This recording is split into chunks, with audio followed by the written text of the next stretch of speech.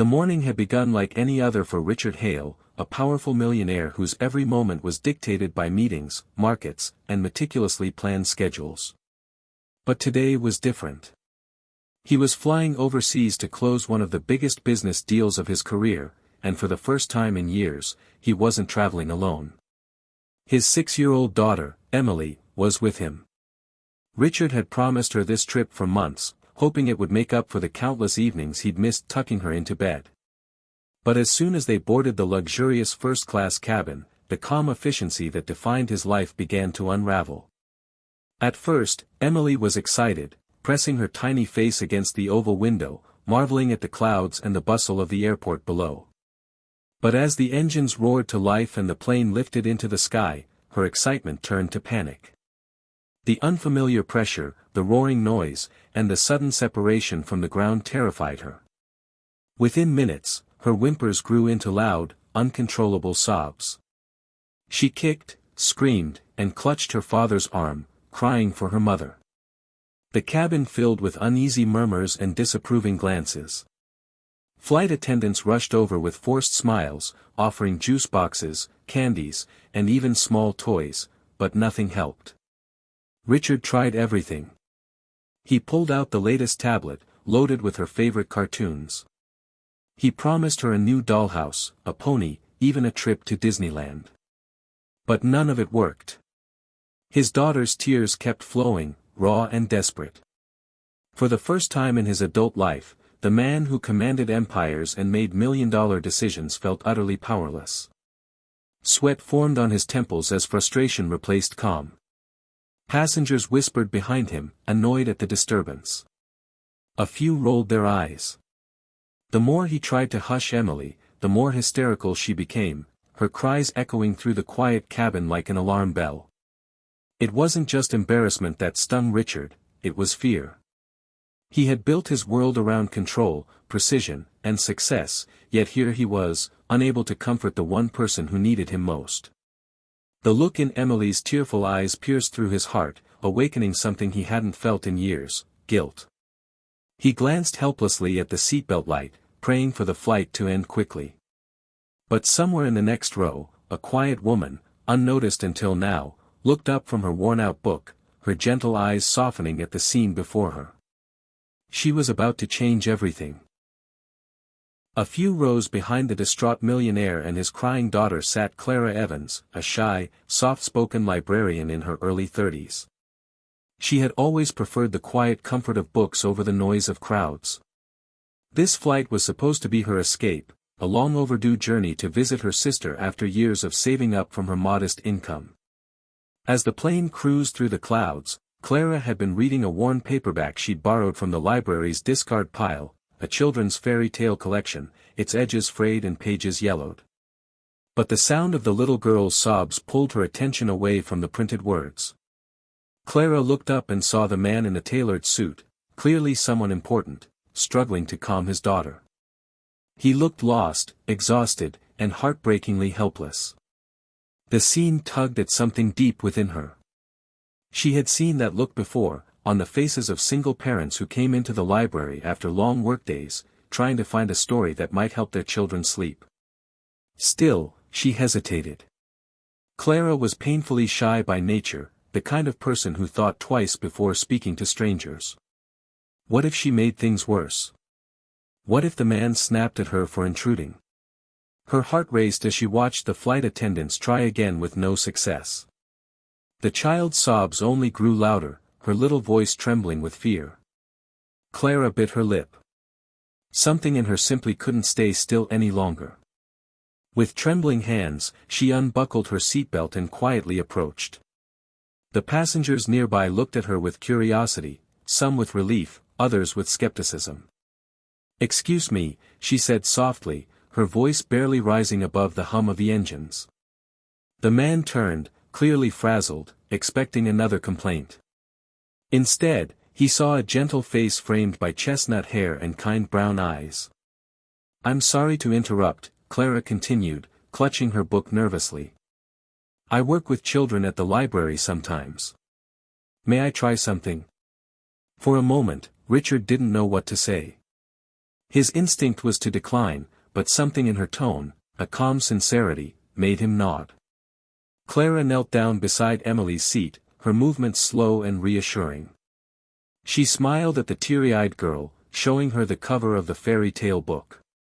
"Would you like to hear a story about a brave little princess who wasn't afraid of the sky?" she whispered. Emily hiccuped through her tears, curious despite herself. And in that tiny flicker of interest, a miracle quietly began to unfold. As Clara knelt beside Emily's seat, the atmosphere in the cabin shifted almost imperceptibly. The tension that had filled the air began to ease, replaced by a fragile hope. The little girl sniffled, her tear-streaked cheeks flushed, eyes red but curious. Clara gently opened her faded book, its spine creaking softly like an old friend whispering secrets. Her voice, calm and melodic, began to weave the first lines of a story. Once upon a time, in a kingdom above the clouds, there lived a little princess who was afraid to fly. Emily blinked, her sobs quieting into tiny hiccups. The mention of a princess, and the sky, caught her attention immediately. She glanced at the small illustrations on the page, a smiling princess holding a kite, her golden hair dancing in the wind. Clara pointed at the picture, her tone playful but soothing. "See her?" she asked. "She thought the sky was scary, just like you. But then she learned that the clouds weren't scary monsters, they were soft pillows for the sun to rest on." A tiny giggle escaped Emily's lips. It was the first sound of joy anyone had heard from her since the flight began. The passengers nearby exchanged astonished glances. Even the flight attendants paused, watching the quiet miracle unfold. Richard sat frozen in disbelief. His daughter, who had been inconsolable for nearly half an hour, was now leaning closer to this shy stranger, completely absorbed in her gentle storytelling. Clara's voice flowed like music, each word measured, each pause deliberate. She didn't just read the story, she breathed life into it. She shifted her tone for each character, bold for the princess, deep for the dragon, and light for the wind. Emily's eyes widened with every twist and turn of the tale. When the princess finally spread her wings and soared through the clouds, the little girl whispered, "She's brave, like me?" "Yes," Clara said with a smile. "Just like you." The child's small hand slipped into Clara's, her fear melting away with every word. Within minutes, Emily rested her head against her father's arm, still listening but now calm, peaceful, even. Her eyes fluttered shut as the story ended softly. A hush fell over the cabin. The crying had stopped. In its place, a strange, beautiful quiet, one filled with warmth, relief, and awe. Richard's eyes glistened as he looked at Clara. In that moment, he realized it wasn't money, gadgets, or luxury that soothed his daughter, it was kindness, humanity, and the power of a simple story told with love. For the next hour, the cabin remained peaceful, the hum of the engines blending with the quiet rhythm of breathing as passengers finally relaxed. Emily slept soundly, her tiny hand still wrapped around Clara's fingers, the old fairy tale book resting on her lap. The transformation was nothing short of miraculous. Richard Hale sat beside them, staring in disbelief. He had faced hostile boardrooms, negotiated billion-dollar deals, and commanded rooms full of executives, yet nothing had ever humbled him like this simple moment. A shy librarian, with no wealth or influence, had accomplished what all his power and resources could not, she had brought his daughter peace. He felt a lump form in his throat as he looked at Emily's serene face. For the first time, he noticed the faint freckles on her nose, the soft rise and fall of her chest, the innocence he had been too busy to cherish. Guilt washed over him like a tide. How many moments like this had he missed while chasing success? His mind wandered back to his penthouse office, the endless screens, the constant calls, the empty chair at the dinner table where his daughter should have been. He realized that he had spent so long trying to provide for Emily that he had forgotten to simply be there for her. He glanced at Clara, who sat quietly now, staring out the window with an absent smile. Her presence was calm, unassuming, genuine. There was something profoundly human about her, a grace that came not from wealth or power, but from empathy. She hadn't acted for attention or reward. She had simply seen a frightened child and wanted to help.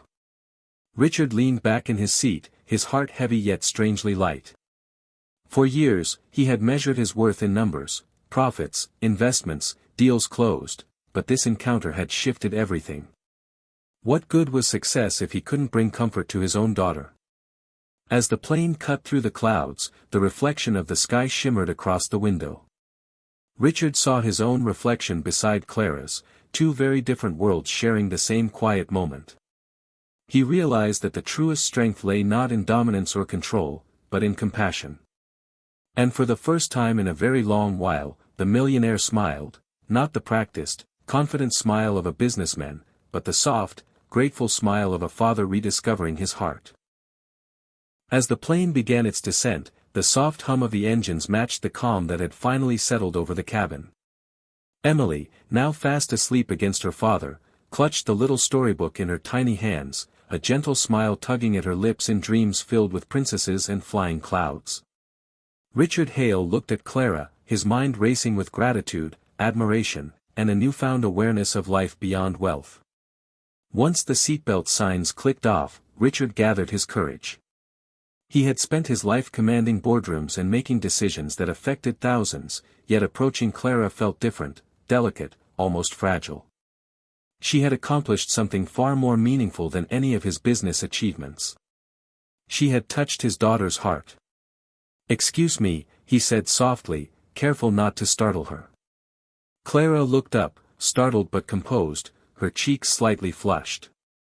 I don't know how to thank you properly," he continued, his voice uncharacteristically hesitant.